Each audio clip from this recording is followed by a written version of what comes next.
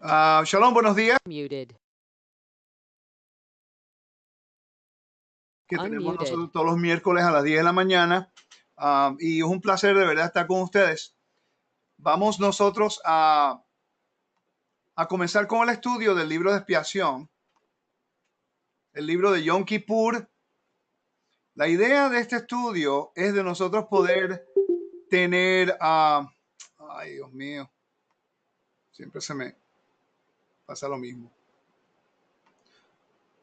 de tener una idea más clara acerca de lo que es,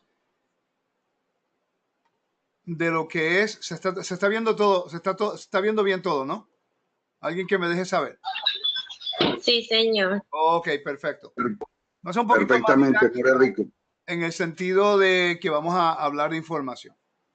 Una de las cosas que ocurre muchas veces cuando estudiamos la Biblia, por ejemplo, el libro de Hebreos, contiene el contexto del día de expiación, pero muchas personas no estudian el día de expiación. Entonces, causa un problema.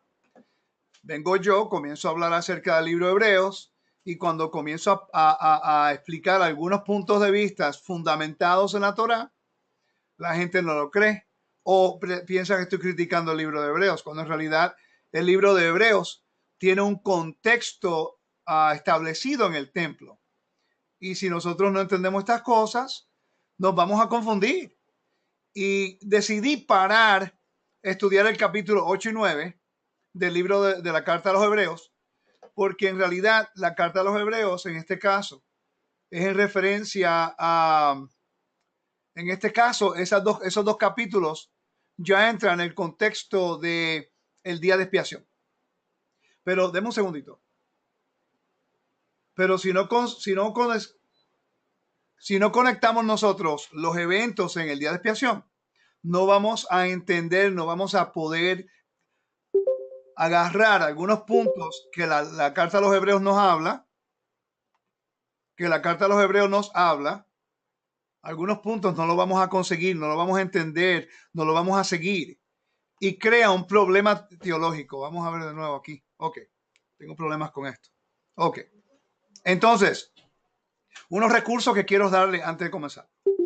Aquí se encuentra la Mishnah. La Mishnah, este es un librito más pequeño que tengo. Tengo la selección completa, ¿no? En libros grandes. Pero estos son los viajeros.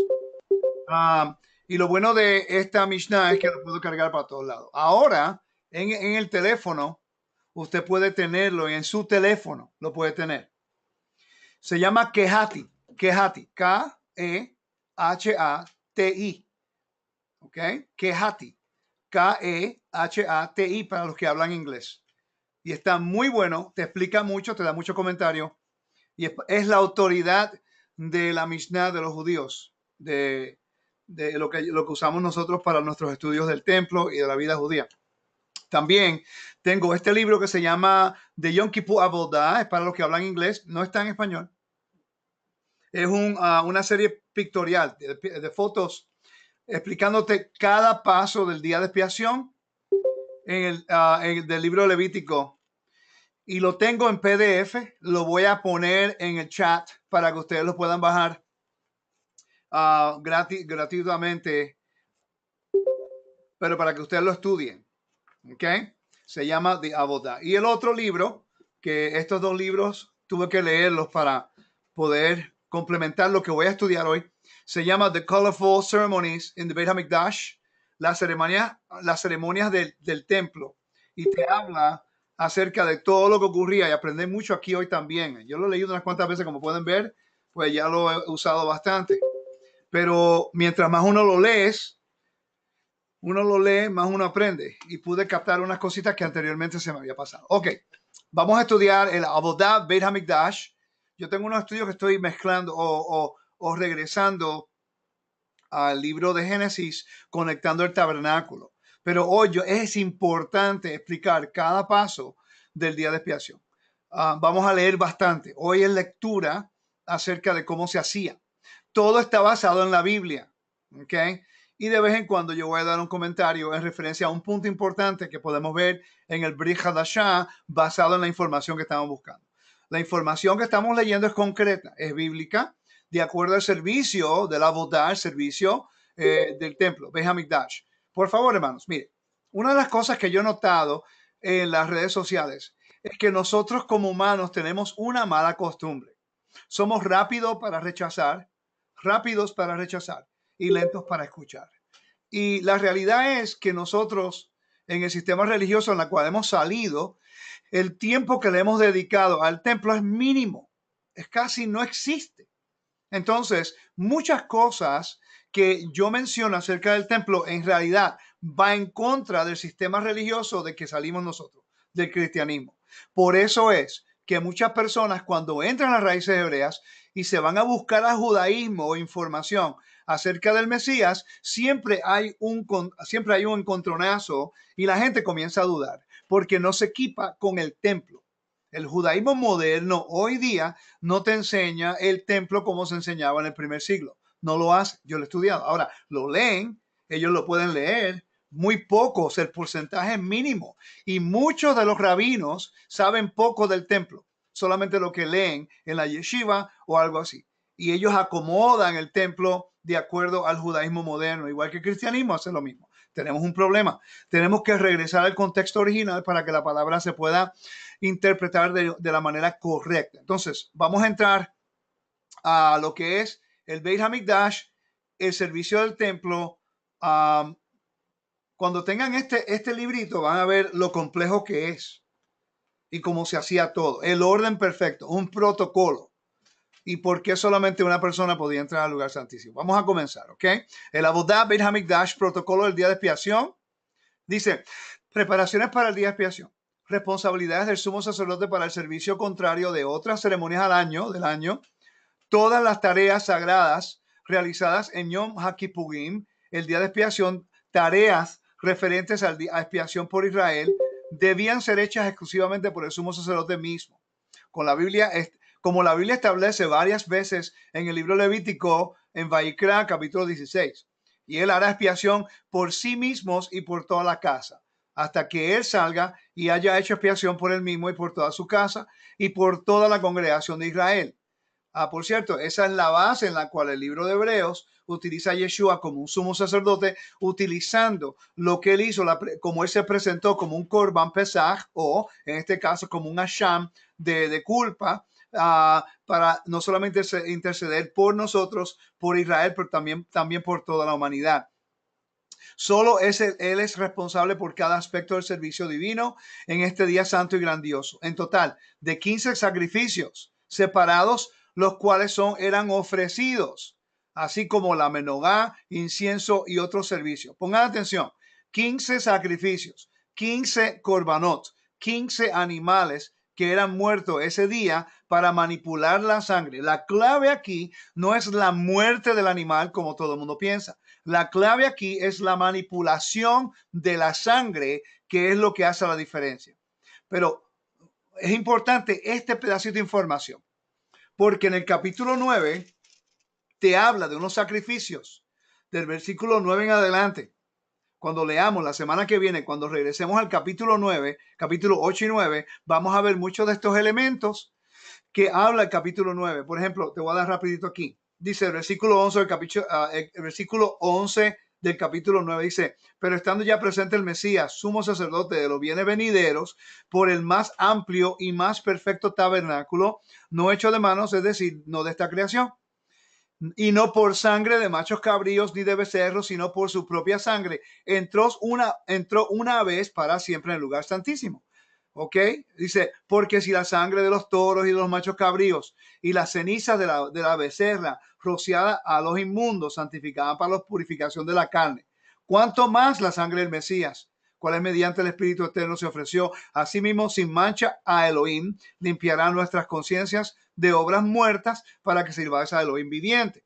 Quiere decir que el libro de Hebreos, si está en el contexto del día de expiación, no está hablando acerca de los sacrificios regulares del resto del año. Solamente está hablando acerca de los sacrificios que se llevaban a cabo el día de expiación. Eso es importante. Muchas personas no tienen idea de cuántos sacrificios se hacían en el día de expiación. Eran 15. Quiere decir que el libro de Hebreos no está hablando de los días del resto del año, solamente de este año. Práctica intensa, repaso y estudio para el Kohen Gadol antes de hacer el servicio, el sumo sacerdote antes de hacer el servicio. A través de esta semana, el sumo sacerdote estudiaba diligentemente las leyes relativas a los deberes que él debía realizar para el día sagrado que estaba por venir. Además, conducía ciertos aspectos del servicio diario, aun cuando eso no eran tareas exclusivamente suyas, con la intención de familiarizarse con las mismas. Por ejemplo, durante esos días, él lanzaba la sangre del sacrificio diario en el altar en las mañanas y en las tardes. Él ofrecía el incienso en el altar de incienso de oro. Él atendía al servicio de la menogá, limpieza al aceite usado mechas, ajustando mechas nuevas y añadir medida correcta de aceite a cada flama. Este era un periodo de preparación intensa y repaso. Cada día, los ancianos del Sanedrín, la Corte Suprema Rabínica, le leían en voz alta las porciones bíblicas que estaban relacionadas con el servicio en el libro de Levítico 16. Quiere decir, si nosotros rechazamos el mandamiento de Yom HaKippurim, del día de expiación, estamos rechazando un capítulo entero de la Torá. Ok, dice, separación de 7 días con anterioridad. Era mucho el trabajo de preparación para el sumo sacerdote para ese día extraordinario. Así como el primer sumo sacerdote, Aarón, se separó durante esos 7 días de inauguración y aún no dejó la entrada de la tienda de comunión por 7 días hasta que sus días de inauguración pasaron. Levíticos 8:33. Quiere decir que cuando secuestran al sumo sacerdote y lo ponen en un cuarto en el edificio Beit Aptinas, en el sureste del templo, eso proviene de Levítico 8:33, cuando Aarón y sus hijos fueron separados a la puerta del tabernáculo por esos 7 días para su inauguración al sacerdocio. Así también el sumo sacerdote dejaba su casa y su familia por 7 días antes del advenimiento de Yom HaKippurim. Y a full week, una semana entera antes del día de expiación, se retiraba a su cuarto en el templo. Era el único cuarto que tenía una mezuzá, ¿okay?, de todo el templo, porque mitad era madera y mitad era piedra. ¿Ok? Continuamos. Ok. ¿Qué dice aquí? Dice, mientras tanto, ya yo leí eso. Mientras tanto, al mismo tiempo, otro sacerdote era designado para reemplazar al sumo sacerdote en la eventualidad de que él inadvertidamente se profanara y no fuera purificado en el tiempo de conducir el servicio. Un uniforme de sumo sacerdote adicional, las vestiduras doradas, eran preparadas de acuerdo a este sustituto, de acuerdo a su talla y medida. Tenían que haber 2 sumos sacerdotes. Es interesante, porque en ese momento cuando Yeshua murió, si Yeshua va a tomar la tipología de ser el sumo sacerdote en el tabernáculo celestial, es interesante que aquí se pueda hacer ese contraste. Yo no sé qué está pasando, que me sigue sacando de acá, pero continuamos. Ok, volvemos de nuevo. Ok, entonces, cuando Yeshua estaba hablando con Caifás en Mateo capítulo 26, Caifás rasgó sus vestimentas. Interesante que en Juan capítulo 20 o capítulo 19 habla acerca de las vestimentas de Yeshua, que eran blancas y no las rasgaron. Son un contraste entre los dos. Es una similitud, ¿no? Como el sumo sacerdote, aunque ocurrió durante Pascua, pero el procedimiento se puede conectar como si fuera requisito del día de expiación en este caso. Ok. Para leer en alta voz, los ancianos declaraban, amo, sumo sacerdote, por favor, lea alto usted también, por si acaso hay algo que usted haya olvidado o algún detalle que no haya aprendido. Esto es porque el que lee alto está menos propenso a olvidar que quien que meramente haya escuchado las palabras de otros labios. Y el propósito de todo el proceso era que el sumo sacerdote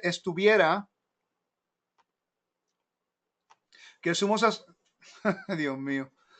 Ok, que el sumo sacerdote estuviera completamente familiarizado con estos detalles. En adición, la exhortación a leer en voz alta fue necesaria durante parte de la era del Segundo Templo, ya que los sumos sacerdotes del primer templo eran escogidos por su sabiduría y comportamiento. Este no fue siempre el caso en el Segundo Templo. Muchos de estos sumos sacerdotes de este periodo eran corruptos individuos que compraban sus posiciones a través de bienes e influencias con el gobierno vigente. Muchos de ellos estaban lejos de ser eruditos y los ancianos tenían razones para sospechar que ellos eran menos que adecuados o familiarizados con los textos sagrados y los principios de adoración. Este pedacito de información es la razón por qué el escritor del libro de Hebreos o la carta a los Hebreos está haciendo el contraste del sumo sacerdocio en el primer siglo versus Yeshua como el sumo sacerdote en el tabernáculo celestial. Porque en el primer siglo, aunque el oficio del sumo sacerdocio es santo, ordenado por el Eterno, establecido como un mandato y un mandamiento, tristemente muchos de ellos se habían profanado y ahora entonces tenemos aquí cómo es que el evangelio o cómo es el escritor del libro de Hebreos está estableciendo a Yeshua como algo perfecto, como algo que puede ayudarnos a interceder no solamente por Israel, por toda la humanidad. Y ahí donde entra el contraste. La razón de Yeshua en necesidad, un sumo sacerdote, era porque el templo iba a ser destruido y el sacerdocio había sido corrupto. El oficio es santo, pero la persona se convirtió corrupta. Los sacerdotes, estamos hablando de una familia nada más, no de todo el sistema levítico, de una familia. Ellos se habían profanado y ellos habían comprado el sacerdocio. ¿Ok? Los saduceos no creían en vida eterna, no creían en los ángeles, no creían en ángeles, no creían en muchas cosas. Imagínate ahora tú tener un sumo sacerdote de la línea de Caifás o de la línea de Ananías que está intercediendo por ti en el lugar santísimo o Yom Kippur, en el día de expiación, cuando tú sabes que esa persona es corrupta y el Eterno no puede tener una persona corrupta delante de su presencia. Con razón el libro de Hebreos está importante, porque está presentando a Yeshua como ese mediador, benefactor, intermediario entre la humanidad y el hombre, pero no como los hijos de Ananías que eran corruptos. No quiere decir que todo el oficio es corrupto, sino que la persona haciendo el oficio es corrupto. Y ese es el problema que ocurre en los mundos religiosos, que no entendemos este punto de vista y entonces creamos una dogma. Continuamos. En la víspera del día de expiación, Yom Kippur se acercaba, la atención era grande para el Israel, anticipando la llegada del gran día, cuando expiación era preparada por pecado y la naturaleza del hombre y su relación con Dios era revelada. Todos los ojos se tornan hacia el sumo sacerdote, quien en el día más sagrado del año estaría en el lugar más santo de la tierra, el lugar santísimo, para hacer expiación por Israel y buscar rectificar la relación entre el Padre e Israel. Ese es importante, porque ese es el día cuando el Israel como un pueblo entero se presenta delante del Rey. Si tú crees en Yeshua y sigues la Torah y no sigues Yom Kippur, no estás obedeciendo al mandato de presentarse, así sea justo o injusto. Si eres parte del reino, tienes que presentarte cuando el rey dice que hay que presentarse. El hecho de que Yeshua en mi sumo sacerdote no me da razón para no presentarme en ese día como todo Israel. Hemos sido injertados a Israel, ¿ok? Dice, el lugar santísimo, ya yo leí eso. En la mañana antes del día de expiación, el sumo sacerdote se paraba en la puerta del este. Allí vacas, machos cabríos, ovejas, las presentaban al sumo sacerdote. Él las examinaba intensamente mientras meditaba en los preceptos acerca del sacrificio y otras partes del servicio. El anciano del sacerdocio. Hasta hoy, el sumo sacerdote ha estado bajo supervisión de los ancianos de la corte, quienes leen las escrituras diariamente al sacerdote.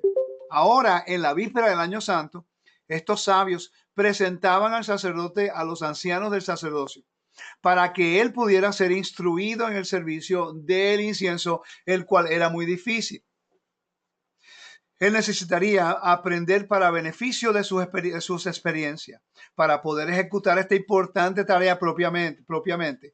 Él era escoltado por los ancianos del Sanedrín hasta la cámara de Aptinas, que es el sureste del templo, al sur del altar, donde el incienso era preparado por la familia sacerdotal de Aptinas, de acuerdo a su tradición secreta. Era aquí donde era instruido en el servicio de incienso para el sacerdote principal. Es interesante que en la menorá, yo tengo una aquí conmigo, en la menorá, espero que puedan ver esto bien. Cuando el sacerdote hacía el incienso diario, tenía que encender estos 5, preparar estos 5 de derecha a izquierda, porque la menorá estaba de oeste a este, no estaba así de norte a sur, estaba de oeste a oeste, oeste, este.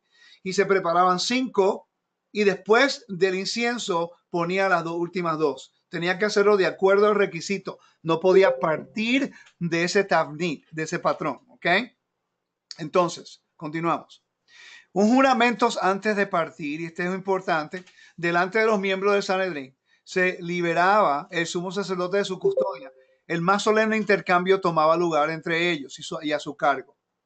Ellos requerían que él jurara un shvuah, se llama en hebreo, shvuah, como un juramento, que no era miembro de la secta de los saduceos. Eso nos dice a nosotros que un sumo sacerdote no tiene que ser un saduceo. Sabemos que en el primer siglo eran saduceos, pero antes de eso había muchos que eran fariseos. ¿Ok? No quiere decir que tenían que ser saduceos todos. Entonces, la razón era porque ellos cambiaban la metodología del servicio. Ellos encendían el incienso antes de entrar al lugar santísimo. Y la Biblia dice cuando ya esté dentro del lugar santísimo. Entonces le hacían hacer un juramento para que ellos no cambiaran el servicio, porque si cambian un punto del servicio, va en contra del procedimiento establecido por el Eterno. Ok, nadie puede cambiar nada. La inmersión del sumo sacerdote. En la mañana de Yom Kippur, el sumo sacerdote ascendía por la escalera arriba de la puerta de agua para realizar su primera de 5 inmersiones en el baño ritual de Yom Kippur. Es interesante. Estamos viendo aquí ahora el mikveh que había en el templo, que se llama el Beit HaParvah. Si están viendo en su pantalla, donde se encuentra el templo, en la parte de arriba vendría siendo el norte, la parte de abajo vendría siendo el sur, en ese caso. Y donde está el altar, a la mano derecha, al sur del altar, se encontraba el edificio de Beit Aptinas. Ahí se encontraba el Sanedrín. Ahí se encontraba la casa del sumo sacerdote. Allí se encontraba un mikveh. Allí se encontraba el lavacro. Allá se encontraba donde se hacía el incienso. Muchas cosas ocurrían en ese edificio. ¿Okay?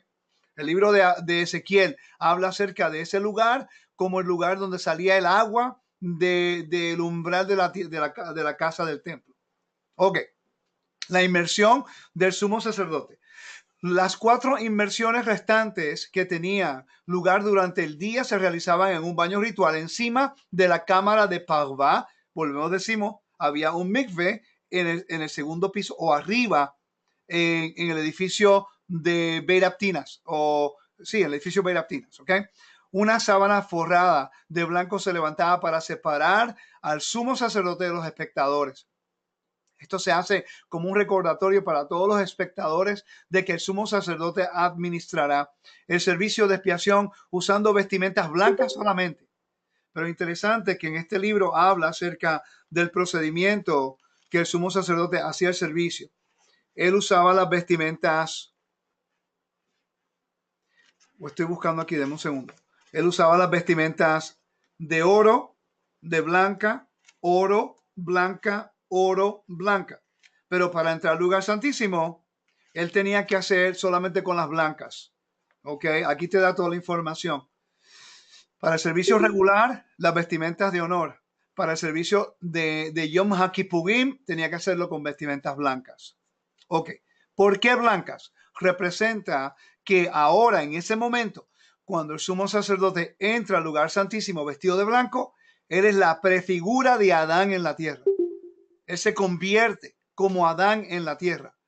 Y lo interesante es que el día de expiación es una representación de cómo el Eterno todavía quiere tener una relación íntima y comunión con el pueblo de Israel a través del sumo sacerdote que representa a la humanidad. Adán también representa a Adán, la humanidad. ¿Ok?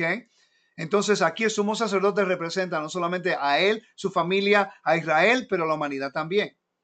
Y eso es lo que el libro de Hebreos nos está hablando, de que Yeshua como sumo sacerdote, cuando él se presenta, lo hace no solamente a favor de Israel, pero a favor de toda la humanidad, porque siempre ha sido el plan del Todopoderoso de poder hacer comunión o Emanuel con la humanidad.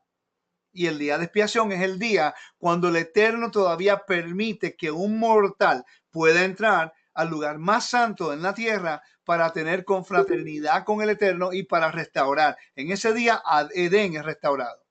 En ese día Edén es restaurado. Ok. El sumo sacerdote santifica sus pies y manos.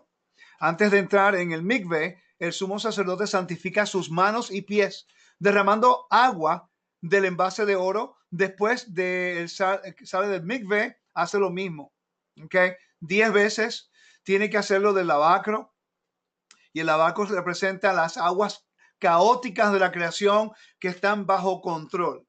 El lavacro en el templo, las aguas, 40 sea, la medida del templo era grandísimo, representa la autoridad que tiene Dios sobre las aguas caóticas en la creación.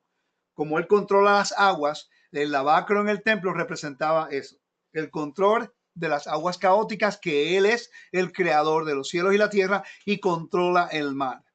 Las aguas. Por eso es que es importante que las aguas, cuando están en desobediencia, puede traer destrucción, pero cuando hay obediencia al mandamiento y nos lavamos las manos y los pies, es una tipología de que soy justo delante de ti. Soy justo lavando mis manos, presentándome delante de ti, y mis pies estoy caminando tus preceptos limpiamente. Todo esto tiene una explicación muy importante para nosotros poder entender.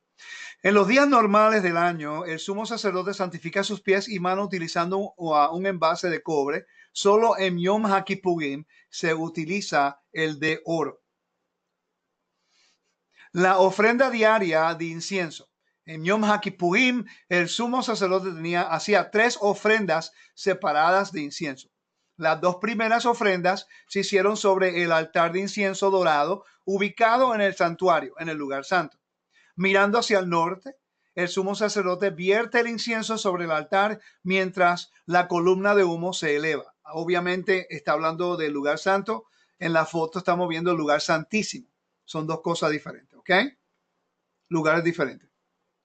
El patio estaba lleno con la gente, pero aquí la foto que están viendo ahora mismo no es el patio regular. Estamos hablando, este es el lugar, el azagá. El azagá es el área de los sacerdotes. Nadie podía estar en ese lugar nada más que los sacerdotes. El patio que está hablando es el área de las mujeres o el área de Israel. ¿Ok? Eso es algo que tenemos que entender. Ni los mismos levitas podían estar parados en ese lugar. Solamente los sacerdotes. ¿Ok? Las ofrendas de Yom Kippur. Dice el número 29, versículo 11. Y presentarás un holocausto por una fragancia apaciguadora para Elohim, un novillo. Vemos acá de nuevo. No sé por qué se cae, pero seguimos trabajando. Un novillo, un carnero, 7 ovejas de un año, asegurándote de que todos estén desprovistos de mancha. También habrá una cabra para una ofrenda del pecado, Hataat, el número 29:11.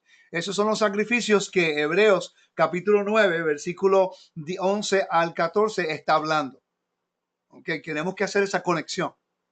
Cuando las personas me hablan acerca de los sacrificios diarios, pensando que este capítulo está hablando del sistema levítico durante el resto del año, claramente no están estudiando el día de expiación. Eran 15 animales. El servicio de Yom Kippur, dice Levítico 16. Y Dios habló a Moisés diciendo, de la muerte de los 2 hijos de Aarón, quienes presentaron una ofrenda no autorizada delante del Eterno y murieron. Y Elohim dijo a Moisés, habla a tu hermano Aarón que no entre al lugar santo, que está más allá de la partición que oculta el arca en cualquier momento para que no muera, ya que aparece sobre la cubierta del arca en una nube. Solamente así entrará Aarón en el lugar santo, con un becerro para la ofrenda por el pecado y un carnero para el holocausto. Se vestirá con la túnica de lino blanco santificado y con los calzones de lino en su carne, con una cinta de lino, y atan su cabeza con un turbante de lino. Estas son vestiduras sagradas. Vestiduras sagradas, son kadosh. Antes de ponérselos, debe sumergirse a sí mismo y tomará de la congregación de los hijos de Israel 2 cabras por una ofrenda por el pecado y el carnero para el holocausto. Y Aarón ofrecerá el becerro de la ofrenda por el pecado, que es para él y a la expiación por él y para su familia. La palabra kippur o kapagot o cubrir o expiación, en los estudios que los eruditos están haciendo ahora mismo, están explicando que en realidad representa como la sangre que se manipula el día de expiación, lo que en vez de cubrir, dicen ellos que lo que está cubriendo o eliminando es una deuda. La deuda. Y esta deuda es la que fue introducida en el jardín. La desobediencia trajo muerte. Y eso se convierte cuando uno peca, uno está en contra del Eterno y no hay comunión, se separa.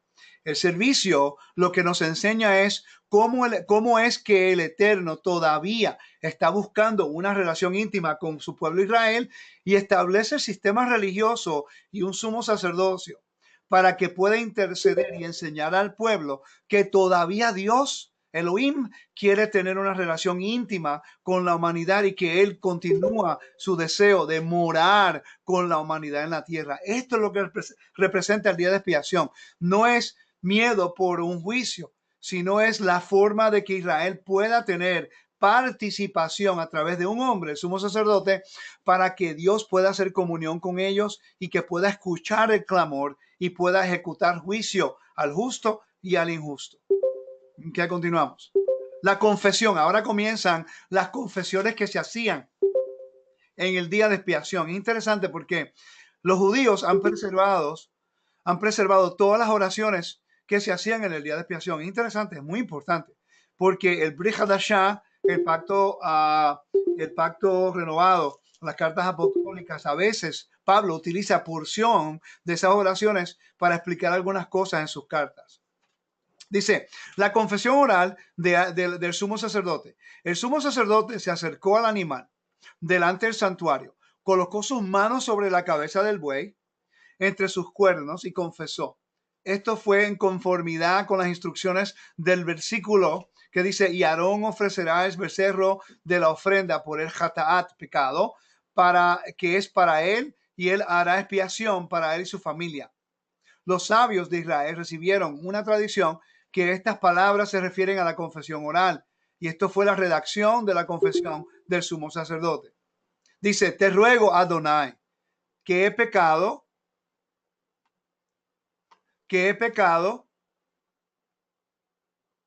¿Dónde está? ¿Dónde está? Dice, te ruego, Adonai, que he pecado, revelado y transgredido contra ti, yo y mi casa. Te ruego, oh Elohim, que concedas expiación por los pecados y por las iniquidades y transgresiones que he cometido contra ti. Yo y mi familia, como está escrito en la Torá, tu siervo Moisés, porque en este día se te hará la reconciliación para purificarte de todos tus pecados. Delante de Adonai serás purificado. La palabra jataat, en este caso, pecado, en realidad representa, la palabra jataat no es necesariamente pecado, sino que él confesó el pecado, pero la palabra jataat, la manipulación de esa sangre, lo que hace es lo purifica a él para poder él presentarse delante del Todopoderoso. La confesión es lo importante aquí. La manipulación de la sangre por el sumo sacerdote es lo que trae el indicador de la restauración, de la relación entre el pecado, el pecador y el Eterno. Que muchas personas piensan, bueno, voy a continuar porque no quiero salirme del tema. Ok, el nombre inefable de Dios. Y aquí esto va a tener un poquito de controversia porque algunas personas a veces nunca han considerado el protocolo del templo en el primer siglo. Y quiero hacer una salvedad antes de entrar aquí. Yo no estoy diciendo que el nombre del Eterno pronunciarlo no es importante, pero hay un protocolo de santidad porque el nombre es Kadosh.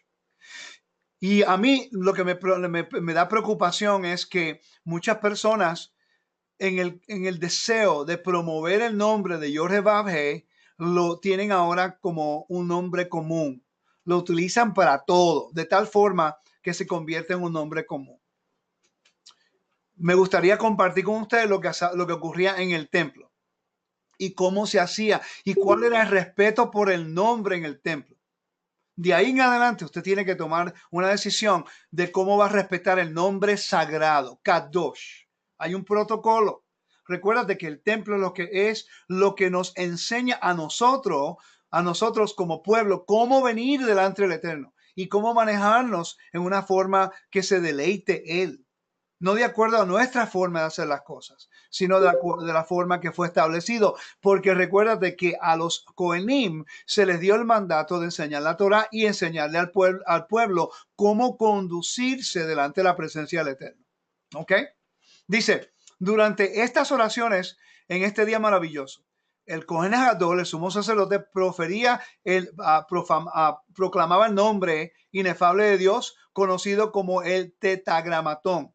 En hebreo, esto se conoce como el nombre propio de Elohim, Shem HaMefogas, y denota al santo como la fuente máxima de toda la existencia. Este santo nombre generalmente no se pronuncia como está escrito y no se usa en absoluto fuera del templo sagrado. Eso es lo que hacían en el judaísmo. Sabían que en el primer siglo el nombre sagrado se utilizaba nada más que en el templo. ¿Okay? Y esta es la historia. Esto es historia. Esto no es ahora mi especulación. Esto es historia. Por la santidad del nombre, ellos tenían miedo de que las personas utilizaran el nombre del Eterno en forma común y haciendo juramentos utilizando el nombre del Eterno. Y eso trae maldición. Porque si tú tomas un juramento en el nombre del Todopoderoso, en un caso legal, y tú mientes, ¿ok? Entonces, el que queda avergonzado es el Todopoderoso porque ese es el nombre de garantía de tu palabra. Y por eso tenemos que estar conscientes de cómo usamos el nombre. Si usted va a utilizar el nombre hoy, cuando el templo sea restaurado, usted no va a poder usar el nombre en público de esa forma, porque caemos bajo la jurisdicción de las leyes del templo que va por encima de lo demás. ¿Ok? Y eso es algo que tenemos que entender. No es que no estamos, que no queremos el deseo de pronunciar el nombre, sino que tiene que haber un respeto, una reverencia al nombre de nuestro Elohim.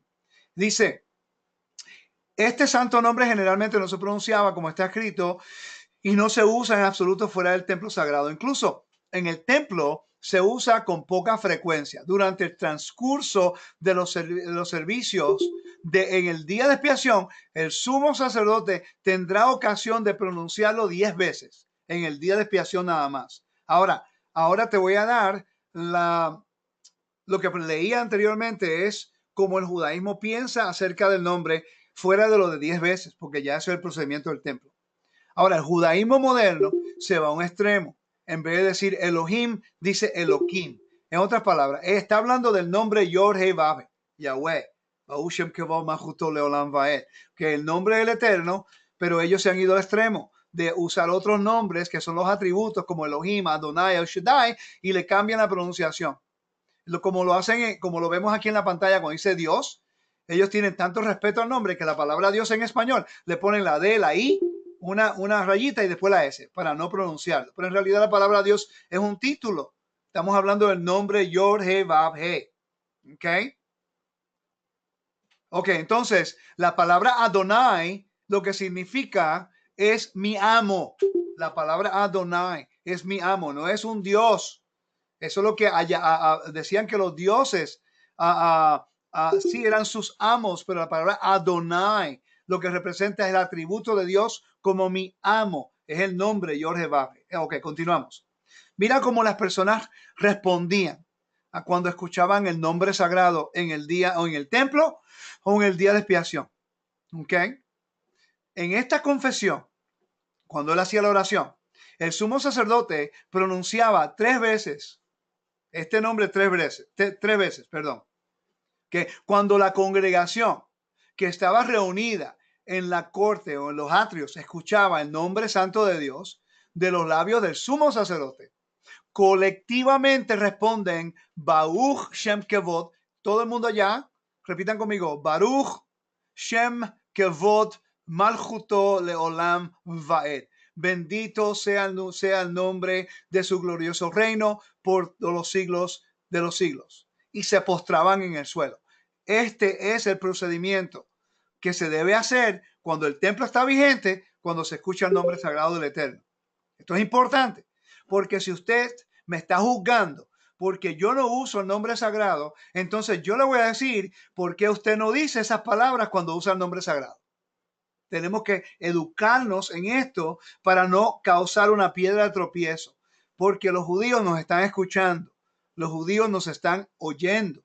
Y ellos entienden el procedimiento de esto. La legalidad del nombre Kadosh tiene un nivel de santidad. Ahora, en la congregación donde yo voy, que es más litúrgico, cuando hacemos la liturgia y pronunciamos el nombre en el Shabbat, decimos Baruch Shem Kevod Malchuto Leolam Vaed. Es para rendirle el honor. ¿De dónde proviene eso? Esta respuesta se basa en el verso de la canción de Moisés, Deuteronomio capítulo 32, versículo 3. Cuando invocaré el nombre del Señor, dale grandeza a nuestro Dios. De ahí es donde del templo se sacó la respuesta cada vez que escuchan el nombre. Los sabios explican que esto significa que Moisés le dijo a Israel, cada vez que se menciona el nombre santo, debes atribuir grandeza a nuestro Dios. Vamos a hablar acerca del chivo expiatorio. Dice, aunque todo el servicio en movimiento en el día de expiación está lleno de intensidad, anticipación tensa y profundos movimientos personales de arrepentimiento, seguramente uno de los momentos más dramáticos del día es la lotería de que el sumo sacerdote dirige, porque este es el proceso que determinará el chivo expiatorio que será desechado como expiación por los pecados de Israel. El que lleva el pecado de Israel y es el chivo expiatorio, el macho cabrío, en el día de expiación. Pascua, Pesaj, es para redención. ¿Ok? Es para redención. Por eso es que Yeshua se convierte en nuestra redención. ¿Ok? Entonces, continuamos. Dice,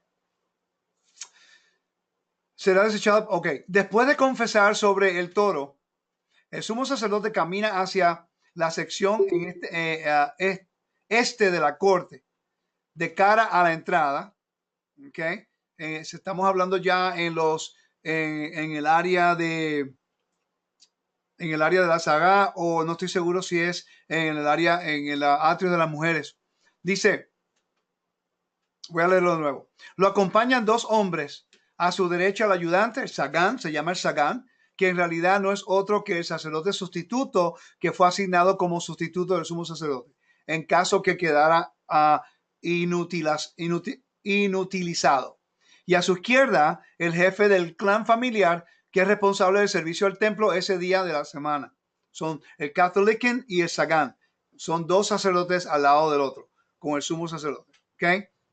Entonces ellos echaban suerte por los 2 machos cabríos que tenían que ser exactos.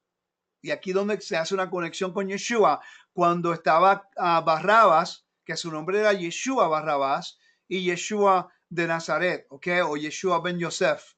Y aquí vemos la similitud de los 2 machos cabríos que con Barrabás y Yeshua. Barrabás y Yeshua tenían la misma intención, diferente metodología. La intención era, Barrabás quería libertad absoluta de los opresores romanos. Yeshua quería la libertad absoluta, pero para que regresemos al Edén. El mismo propósito, diferente método. Barrabás era un revolucionario. Yeshua fue considerado un revolucionario. Barrabás quería liberar a Israel de la opresión de las naciones. Yeshua nos liberó a nosotros de la opresión de la muerte para regresar al Edén. Barrabás quería liberar a Israel para que los exiliados regresaran. Yeshua se presentó él mismo como una ofrenda para que a través de su trabajo de redención todas las naciones puedan regresar al jardín y todo restaurado. Entonces, allí en el sector oriental de la cancha o del atrio, al norte del altar, estamos hablando de la Sará, estamos hablando del área sacerdotal, que ya sabemos exactamente dónde es. Hay 2 cabras de preparación para la lotería o la suerte. Y dice en Levítico 16, y tomará de la congregación de los hijos de Israel 2 machos cabríos por expiación y un carnero para el holocausto. Y tomará los 2 machos cabríos y los presentará delante de Adonai de la puerta de su tienda de reunión, y Aarón echará suerte sobre los 2 machos cabríos, una suerte para el Señor y otra para Azazel. También se conservó una caja de lotería de madera y dentro de ella estaba las 2 lotes o los 2 suertes de acuerdo con los versículos anteriores. Esta caja era lo suficiente grande para poder contener las 2 suertes y para que el sacerdote pusiera ambas manos dentro de un lote. Se escribieron las 2 palabras hebreas que significa para el Señor, la Adonai, para la Adonai o la Yorjevavhe, Yahweh. Y el otro se inscribió con una sola palabra para Azazel. Aquí donde entra algo bien interesante, que después que Yeshua muere en Pascua, el próximo Yom Kippur y 40 años corridos. ¿Alguien me ayuda con ese micrófono, por favor? Muted.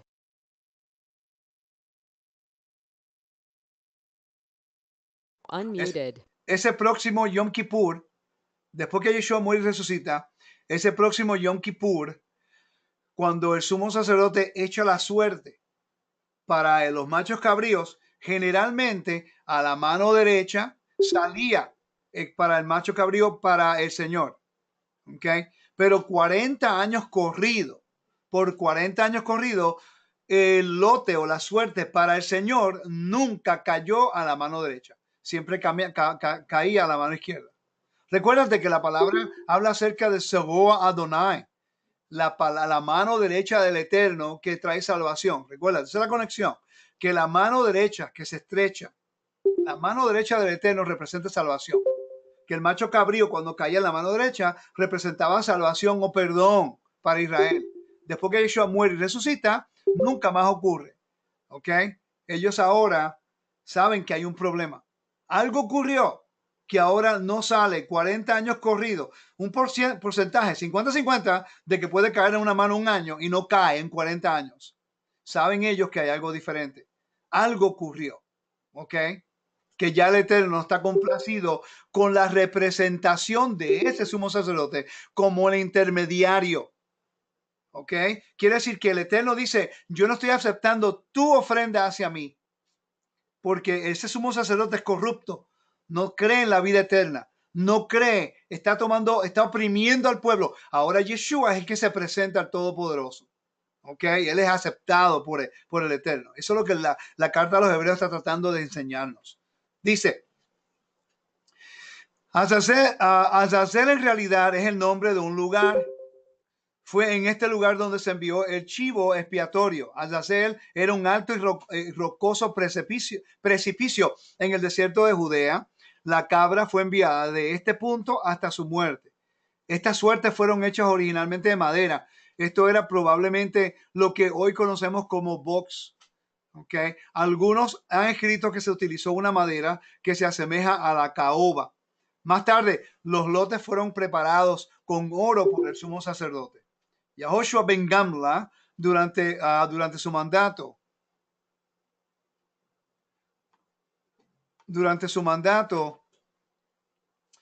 fue elogiado por los sabios por esta iniciativa que se hizo para aumentar el honor del día santo. Continuamos. Echando la suerte. Flanqueado por 2 hombres a ambos lados de él, el sumo sacerdote introduce sus manos en la caja de la lotería y agita a los dos lotes para asegurarse de que no tiene ni idea de que está inscrito para el Señor. Se consideró un signo auspicioso del cielo si este lote fuera sacado por la mano derecha. Por lo tanto, mezcla los lotes para que no se reconozca y por lo tanto levanta ese lote con la mano derecha. La tradición ha hecho registrar de que por un periodo de muchos años, de hecho, se supo que la mano derecha del sumo sacerdote apareció arbitrariamente sostenido del lote marcado para el Señor. Este fenómeno cesó varios años antes de la destrucción del templo. Estamos viendo aquí la evidencia misma judía, porque saqué estos recursos de la evidencia judía y ellos saben que esto dejó de ocurrir. Otras opiniones sostienen que sacó los lotes muy rápidamente de su caja y lo demuestra que actúa sin premeditación ni duda sobre de parte que está recaudando. De esta manera, el sumo sacerdote levantó los dos lotes de la caja, uno de su mano derecha y el otro a su izquierda. Ok, ahora, hermano, yo sé que estoy leyendo mucho, pero hoy necesito leer estos puntos para que podamos nosotros entender con mayor claridad estas cosas que no se estudian generalmente. Y yo sé que a veces es un poquito tedioso porque queremos explicarlo todo, pero a veces leyendo la explicación es lo que nos ayuda a entender, porque vamos a cubrir el libro de Hebreos de nuevo la semana que viene, capítulo 8 y 9, y todo el capítulo 9 tiene que ver con esto. Es la información que ocurría en este día. Ok, vamos a continuar. Yo creo que ya ustedes tienen esta imagen de lo que es el lote. Ahora interesante aquí. Dice, colocar los lotes. Cuando el sumo sacerdote coloca estos lotes sobre la cabeza de las cabras, entre sus cuernos, lo que se levantó en su mano derecha se coloca sobre el animal a su derecha y de la izquierda. Y a su izquierda le coloca lo que lo que levantó en su mano derecha se coloca sobre el animal a su derecha y de la izquierda a su izquierda. Al colocar el lote para el Señor sobre el sacrificio, se recita esto a voz, se recita en voz alta las palabras para el Señor, una ofrenda por el pecado.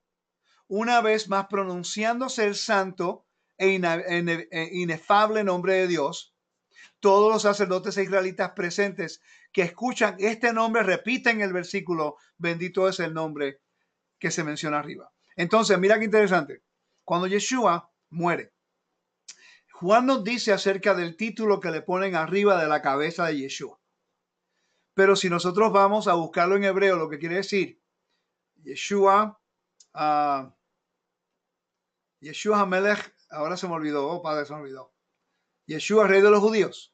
Que si tú agarras Yeshua de Nazaret, rey de los judíos, si tú agarras ese nombre y agarras las primeras letras de lo que se escribió allá, hace las primeras letras es Jorge Babje. Yo tengo ese estudio, pero no recuerdo ahora mismo, no quiero enseñarlo si no estoy explicándolo bien. Pero es interesante porque hasta en ese título, aunque cuando vemos nosotros el acróstico del título con las primeras letras en hebreo, no en el griego, no en latín, sino en hebreo, aparece el nombre Jorge Babje. Y entonces quiere decir que él ha sido dedicado para el Eterno. ¿Ok? Vamos a continuar acá. El hilo rojo de lana. Después de colocar los lotes sobre las cabras, el sumo sacerdote ata una longitud de lana teñida de rojo entre los cuernos del macho cabrío expiatorio y levanta la cabra frente a la puerta oriental del templo, a través de la cual será llevada. También ata una longitud similar de lana alrededor del cuello de la cabra que será sacrificada. Esta lana alargada se llama el tong. Es un lenguaje de la Mishnah. Debido a su forma, fueron atados alrededor de las cabras para evitar que se mezclen con otros animales. Y cada uno fue atado de manera distintiva para que no se confundan entre sí. ¿Okay? Ahora, interesante porque vamos a conectar eso con Isaías. Y tus pecados son como la carmesí, como la carmesí, serán blancos como la nieve. Ese es el vocabulario del día de expiación. Estas longitudes de lana fueron específicamente teñidas de carmesí a causa del verso que dice, aunque vuestros pecados sean como escarlata, se blanquearán como la nieve. Aunque rojos como el carmesí, serán blancos como la lana. Isaías 1:18. Quiere decir que Isaías 1:18 está hablando en el contexto del día de expiación, utilizando un vocabulario. Se relata que ocurrió un gran milagro con respecto a esta lana de color carmesí. Porque además de la pieza atada, archivo expiatorio, algo similar estaba atado a la entrada del santuario, donde todos podían contemplarla en lo alto como un estandarte. El sabio rabino Ishmael enseñó en Yomá, que es el tratado que estoy en mi mano ahora mismo, tengo el tratado de Yomá de la Mishnah, que te habla de todo el servicio del día de expiación. Eso es importante. Si usted quiere enseñar del libro de Hebreos, quiere enseñar acerca de lo que es el día de expiación y no lee Yomá, me va a disculpar, pero no va a entenderlo. Porque el libro de Levíticos te explica el servicio, cómo se hace, Levítico 16. Pero en el Yomá te explica más detalle cómo se hacía en el templo. Recuérdate que el libro de Levítico fue escrito cuando estaban en el desierto y algunas cositas del servicio no cambian, pero como como el servicio es más grande en el templo, ellos pues sancionaron de acuerdo al Sanedrín cositas que engrandece el día y le dan más, lo hace más maravilloso en ese sentido de santidad. Así que el tratado de Yomá es muy importante para esto. Dice, el rabino Ishmael enseñó en Yomá 6, párrafo 8, que cuando el macho cabrío expiatorio llegó a su destino en el desierto, esta lana milagrosamente se volvió blanca ante los ojos de todo Israel, de acuerdo con las palabras del profeta, y proporcionando así un signo celestial de que los pecados de la gente habían sido expiados. Este fue otro de los milagros que dejó de ocurrir 40 años corridos después que Yeshua muere y resucita. El lote, la suerte, dejó de ocurrir. La suerte dejó de ocurrir a la mano derecha y el hilo de lana dejó de tornarse blanco 40 años después que Yeshua, por 40 años corridos. ¿Ok? Continuamos. La segunda confesión oral. Ya había una confesión primero, había otra confesión. Había diferentes confesiones orales en ese día, no solamente era una. Dice, ahora el sumo sacerdote una vez más se acerca a su propia ofrenda, el toro. En este momento, él nuevamente confesará sobre el animal. La primera vez que hizo esto, su confesión fue en nombre de él y su familia. Esta vez confiesa en nombre de todos sus compañeros sacerdotes. Una vez más, coloca sus manos sobre la cabeza del animal, entre sus cuernos, y pronunciando el nombre inefable, le recita su súplica. Te ruego, Adonai, que he pecado, revelado y transgredido contra ti, yo y mi casa, y los hijos de Aarón, tu pueblo santo. Te suplico, oh Adonai, concede expiación por los pecados y por las iniquidades y transgresiones que he cometido contra ti, yo y mi casa y los hijos de Aarón, tu pueblo santo, como está escrito en la Torá de tu siervo Moisés, porque en este día se te hará expiación por ti para purificarte de todos tus pecados. Delante del Señor serás purificado. Esa es la razón. Interesante que cuando Yeshua muere, está muriendo, que él dice, Señor, perdónalos porque no saben lo que hacen. ¿Será posible que esa expresión que está hablando es una de las oraciones orales que se hacía para expiación? Es posible que Yeshua esté hablando un vocabulario que está conectado con el templo, que muy pocas veces se está conectando porque es el área que no estudiamos con detalle. Bendito sea el nombre de su reino glorioso para siempre y para siempre. Como arriba, la congregación responde con las palabras, bendito sea el nombre de su glorioso reino y por los siglos de los siglos. El Talmud explica que primero el sumo sacerdote expía por sus propios pecados y los de su familia. Y solo después hace expiación por sus colegas, porque es mejor para un hombre inocente rectificar a aquellos que son responsables. ¡Wow! Esto es sumamente importante porque ahí entra lo que se llama el sadik, el hombre justo. El mismo judaísmo enseña que el hombre justo puede hacer oración para expiación del pueblo. Esto es lo que representa el sumo sacerdote.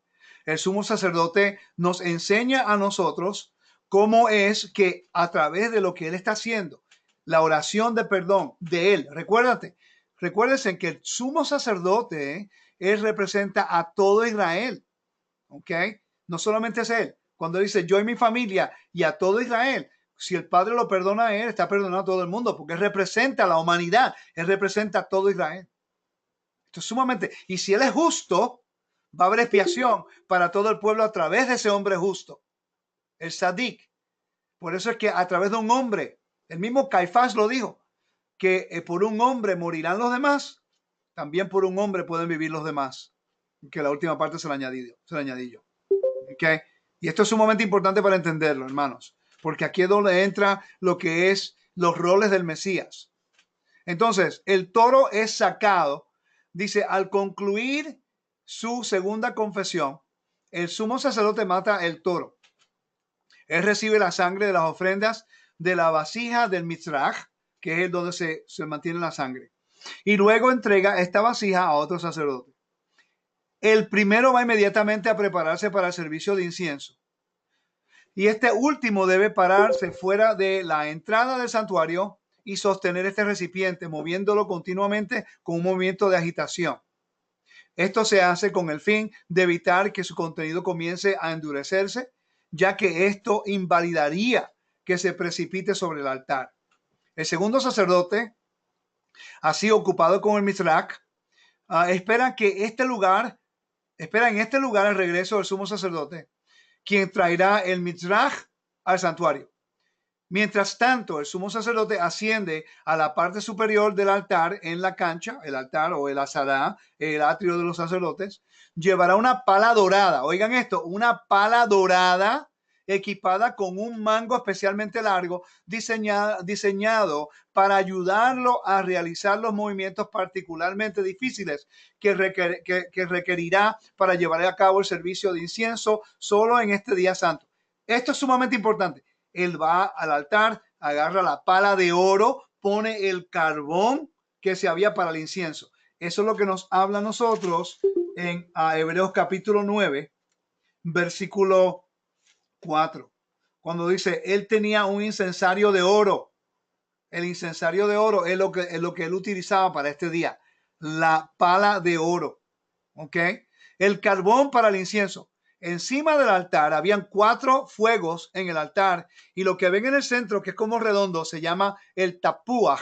Esas son las cenizas que se sacaban de los sacrificios y se mantenía bien grande para el día de expiación. Era una señal de honor en el día de expiación, lo más grande que fuera, el tapuaj, como si fuera manzana. Son 4 fuegos, una para el sacrificio de los animales, la ofrenda, otro para el carbón y otro el tamid. El tamid, que era el fuego que se mantenía encendido, que encendía los demás. Y el otro era para darle mayor belleza al día de expiación. Dice, encima del altar, el sumo sacerdote usa la pala para remover el fuego y recoge algunas de las brasas ardiendo desde el medio del fuego en esta vasija. Cuando abandone la rampa, regresará al lugar donde el sacerdote espera con el Mizrach y colocará la pala y sus brasas en el suelo junto a su colega. Cuando a cada aspecto del servicio divino en este día impresionante refleja el estado especial y la santidad que es inseparable de la naturaleza misma del día. Un día de comunión sublime con el Creador, un día de resolución y arrepentimiento, un día de gran paz interior y unidad nacional. Por lo tanto, cada movimiento realizado durante el servicio y literalmente cada paso dado por el sumo sacerdote estaba impregnado de gran significado y significado de santificación. E incluso sus propios pasos a lo largo de la rampa del altar marcaron el carácter especial del momento y resonaron las palabras: este es el día de expiación. Durante todo el año, los sacerdotes iban y venían por el altar caminando a lo largo de la periferia. Quiere decir que entraban por la mano derecha y salían a la mano izquierda. Pero en el día de expiación, ellos entraban, el sumo sacerdote entraba por el centro y salía por el mismo lugar. Este es el protocolo del templo. Una persona entraba al templo y viraba a la derecha y salía por la izquierda, no importa dónde entrara por cualquier de las puertas. En el altar se hacía lo mismo. Se subía a la derecha y se salía por la izquierda. Solamente en el día de expiación entraba derecho y salía por el mismo lugar. ¿Ok? Continuamos. El servicio de incienso. Tomará una palada de carbones encendidos del altar que está delante del Señor, un doble puñado de incienso finamente molido, y lo llevará al santuario interior, al lugar santísimo más allá de la cortina. Es el Levítico 16:12. Este es el trabajo más difícil de la familia de los sacerdotes. ¿Ok? Este es el trabajo que ni un granito de incienso podía caer al piso, porque el incienso representaba las oraciones de Israel. Eso es lo que vimos en Apocalipsis capítulo 8, hermanos. Apocalipsis capítulo 8 nos habla acerca de esto. Dice, otro ángel vino entonces y se paró ante el altar con un incensario de oro, y se le dio mucho incienso para añadirlo a las oraciones de todos los santos sobre el altar de oro que estaba delante del trono. Y de la mano de él subió a la presencia de Dios el humo del incienso con las oraciones de los santos. Y el ángel tomó el incensario y llenó del fuego del altar y lo arrojó a la tierra, y hubo truenos y voces y relámpagos y un terremoto. Eso ocurre en el libro de Apocalipsis capítulo 8 versículo 3 al 5. Está usando el mismo vocabulario que estamos viendo aquí. Una gran cuchara de oro que fue traída de la cámara de los vasos, una pala dorada llena de incienso finamente molido, traída de la cámara de la familia Aptinas, donde se prepara el incienso. Del verso anterior, los sabios dedujeron que el sumo sacerdote debe sacar el incienso de la pala directamente con sus dos manos, sin la ayuda de un recipiente. Esto es el requisito en la Biblia. Un doble puñado de incienso finamente molido. Por lo tanto, no había una medida establecida de cuánto incienso debe traerse. Literalmente era la cantidad que encajaba las palmas de cada sumo sacerdote. La cantidad, por lo tanto, difería por cada hombre dependiendo del tamaño de sus manos. Y eso hacía de esa forma, lo agarraba aquí y no podía ni un poquito de incienso caerse. Yo he tratado de practicar cómo se hace, aunque no soy sumo sacerdote, pero me gusta tratar de aprender todas estas cosas. Dice, a continuación se coloca el incienso en sus manos, y están viendo en la imagen aquí que en la mano derecha está la pala, la mano izquierda un incensario también. Dice, en sus manos la cuchara de oro, y lo sostiene en la mano izquierda, con la mano izquierda, y en su mano derecha lleva la pala llena de carbones encendidos del suelo delante de él. De esta manera, llevando la cucharada de incienso y la pala de carbones, entra en el santuario, el lugar santísimo, hasta que llega a las dos cortinas que separan entre el santuario, y el lugar santísimo. Disculpe que yo estaba haciendo traducción, corregí el otro PowerPoint y se me quedó la palabra lugar santísimo, holy of holy, santo de santos. En el primer templo, esto es importante porque el vocabulario bíblico utiliza que Yeshua caminó entre el velo, y muchas personas piensan que atravesó el velo, cuando en realidad eso no es lo que está tratando de dejarte saber. Está utilizando el vocabulario que se veía en el templo. Mira lo que dice. En el primer templo, una pared de grosor de un amad, que amad quiere decir 48 a 60 centímetros, es un codo. Solo creo que 23.5 pulgadas, creo que es. Ese es el codo real. Se separaba entre las dos áreas. Sin embargo, en el segundo templo, las dos cortinas una vez más formaron esta distinción, como en los días del tabernáculo. Las dos cortinas estaban separadas por un espacio vacío que medía una gran anchura, con la pared que estaba como la pared que estaba en el templo de Salomón. Quiere decir, en el primer templo había una pared que dividía el lugar santo al lugar santísimo, con una puerta en el centro. En el segundo templo, cuando regresaron de Babilonia, ellos no estaban seguros de la distancia del codo, porque hay 3 diferentes tipos de codos o medida del templo, basado en la santidad y lo más cerca que es al lugar santísimo. Entonces ellos decidieron poner 2 velos, 2. Recuérdate que hay un velo a la entrada del Jejal, a la entrada del templo. Hay uno a la entrada del templo que está, ¿cómo se dice? Que parece a la Vía Láctea. Bello lo que se ve. Está entretejido como la Vía Láctea. Y hay 2 velos en el lugar santísimo que separa el lugar santo del lugar santísimo. Cuando se dice entre las 2 cortinas, entre los velos, entre el velo, un extremo de cada una de estas 2 cortinas estaba doblado por fuera y sujeto por un broche dorado. La cortina exterior está clavada al lado sur y la parte interior en el lado norte. Por lo tanto, se formó un pasillo que proporcionó un pasaje abierto, una línea abierta entre las 2 cortinas, llevando 2 implementos. El sumo sacerdote caminó entre los 2 velos hasta que llegó al lado norte de la cortina interior, el lugar donde estaba sostenido. ¿Ok? Aquí el sumo sacerdote estaba en la apertura del lugar santísimo. Ahora se da vuelta y mira hacia el sur con su lado izquierdo a lo largo de la cortina.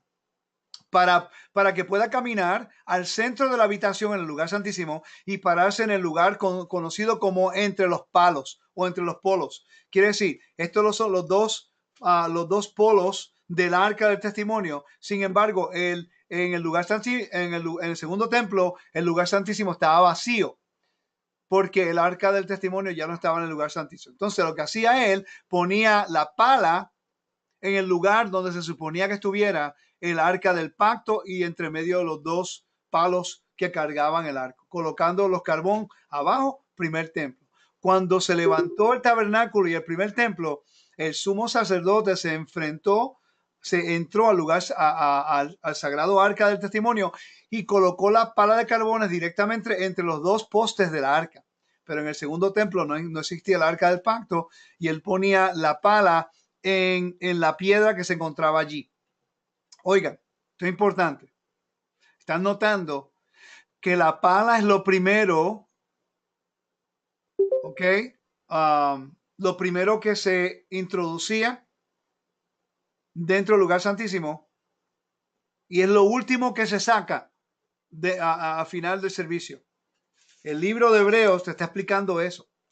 Cuando habla acerca del incensario de oro. Cuando dice, versículo 2, porque el tabernáculo estaba dispuesto así. La primera parte llamada lugar santo. Estaban candelabro, la mesa de los panes de la proposición. Tras el segundo velo estaba la parte del tabernáculo llamada lugar santísimo, la cual tenía un incensario de oro. ¿Ok? El arca del pacto cubierta. O sea, ahí la gente piensa que hay un error porque en algunas Biblias dice el altar de oro de incienso. Y son 2 cosas diferentes. Ok, el incensario que estamos viendo aquí es lo primero que se introduce. Ya casi termino, hermanos, pero queremos que entendamos estas cositas porque son importantes. Esto ha causado mucha confusión y yo no entiendo por qué hay gente que tiene tanto argumento de áreas que no conocemos. Hermanos, no es sabio. No es sabio continuar teniendo argumento de áreas que no estudiamos cuando estoy haciendo conexiones para poner estas cartas en un mejor contexto, porque la denominación ha cambiado muchas cosas. Yo no creo que es justo que podamos tener tanto argumento acerca del sistema levítico y los sacrificios cuando en realidad no tenemos ni la mínima idea cómo el protocolo del templo se llevaba a cabo. Colocando los carbones abajo en el segundo templo. Pero frente a la ausencia del arca en el segundo templo, él colocaría la pala sobre la piedra fundamental, la piedra que se encontraba allí. Una piedra que hasta este momento está allí, por cierto. Donde está el domo de oro, hay una piedra. Esa es la piedra del lugar santísimo. En el lugar donde se extenderían los polos o los palos del arca si hubiese estado allí. La tarea más difícil de todo, y no lo voy a leer todo porque ya se los expliqué, pero en la forma que están viendo en la foto es como se hacía y se agarraba. Ellos tenían que agarrar el envase donde estaba el incienso y manejarlo con sus manos y que nada se cayera. Ese era el trabajo más difícil, porque el incienso representa las oraciones del pueblo. Ni un solo grano puede caer. Como hemos descrito, este proceso es lo suficientemente difícil de lograr, pero lo que hace que el ejercicio sea aún más formidable, lo suficiente como para merecer el apelativo de la tarea más difícil de todas, es el requisito de que el sumo sacerdote no permita que se caiga ni siquiera un grano diminuto.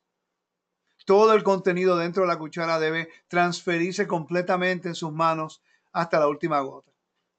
Porque si falta una medida insignificante, entonces la cantidad se colocará en las brasas y ya no es doble puñado, ¿ok? Es un requisito muy, muy fuerte. Vamos a continuar acá. Entonces, cuando él camina entre medio, estoy buscando algo aquí rapidito, a ver si lo encuentro. Disculpen rápido, denme un segundo. Ok. Cuando él camina entre medio de los velos, que no lo vemos aquí, yo tengo una foto, no la pude enseñar. Pero, ¿por qué la brevedad? Cuando terminaba ese servicio, el sacerdote hacía una oración corta. Decía, un tiempo para brevedad en las oraciones dentro del lugar santo y lugar santísimo. Hubo buenas razones para que la decisión del sumo sacerdote no alargara su oración en este momento particular. Muchos sumos sacerdotes fueron abatidos mientras estaban en el lugar santísimo. Aunque el primer templo resistió o prevaleció 410 años, en total solo hubo 12 sumos sacerdotes. 410 años solamente hubieron 12 sacerdotes durante este periodo, porque eran muy justos, fueron bendecidos con la longevidad. ¿Okay? Sin embargo, el segundo templo, que representó un total de 420 años, estuvo vigente 420 años, fue presidido por más de 300 sumos sacerdotes. Esto se debe a que el declive espiritual de aquellos días, muchos de estos hombres fueron corrompidos y compraron su oficio por influencia. Además, si él cambiara cualquier detalle del servicio de incienso dentro del lugar santísimo, como mencionamos con respecto a los saduceos, él también moriría, no podía cambiar nada. Esto es un protocolo. Y la razón por que estoy leyendo esto es porque es importante.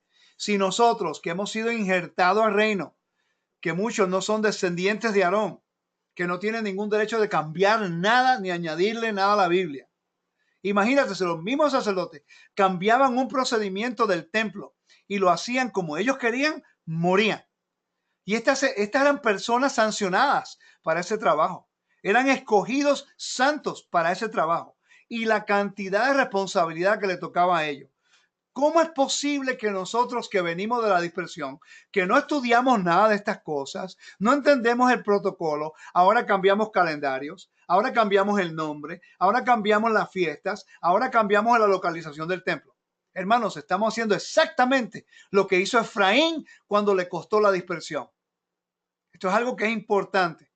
El Eterno no puede comprometer la forma que mi rey hace las cosas. Está de parte del reino que se someta a aprender cómo podemos venir delante de él, de la forma que él escogió, de la forma que él estableció, porque él es mi rey y nosotros somos sus siervos, y nosotros somos lo que debemos obedecer.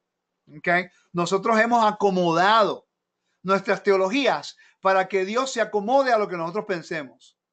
El reino es de él, hermanos. Esto le pertenece a él, no a nosotros. Nosotros nos sometemos a él, al agradecimiento por todo lo que él ha hecho por nosotros. Dice, además, si él cambiara cualquier detalle del servicio del incienso dentro del lugar santísimo, él también morirá. Con esto, con esto en mente, es comprensible que los ojos de todo Israel esperarán la salida del sumo sacerdote con la respiración contenida, consciente de la agitación del pueblo. La principal preocupación del sumo sacerdote era que no se debía causarles ninguna ansiedad innecesaria. Y cuanto más que quedaba dentro, más crecía la aprehensión de Israel. Por lo tanto, el sumo sacerdote consideró apropiado renunciar a la oportunidad de participar en una larga oración personal y recitó la versión más corta para salir del santuario con una velocidad razonable. ¿Por qué? Porque Números capítulo 18, versículo 1 al 4 nos dice que el sumo sacerdote llevará la culpa de su sacerdocio y del santuario. Pero si él muere, eso es un mensaje negativo para todo Israel, porque él representa en ese momento todo Israel. Quiere decir que si él muere, eso es la penalidad de muerte que debe tener todo el pueblo por la injusticia o la opresión o la corrupción de ese hombre. Por eso es que la carta a los hebreos fue escrita, para enseñarnos que este hombre, Yeshua, el Hijo del Dios viviente, es justo, es perfecto y vive para siempre en el tabernáculo celestial, para que nosotros no muramos, para no morir en la dispersión, para que tengamos vida. Dice, saliendo y entrando.